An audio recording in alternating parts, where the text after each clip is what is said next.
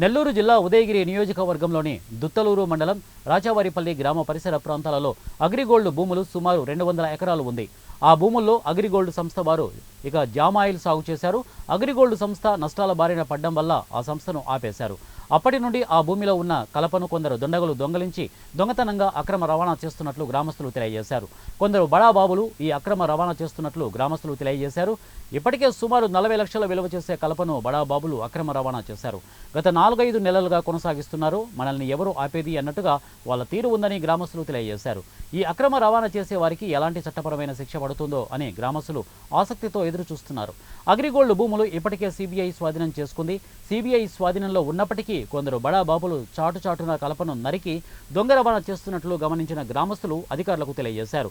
అగ్రిగోల్డ్ భూములకు సంబంధించిన సిబిఐ అధికారుల కలపను పరిశీలించి చూడగా అక్కడ జామాయిల్ కొందరు దుండగులు నరికి కుప్పలుగా వేయడాన్ని చూశారు.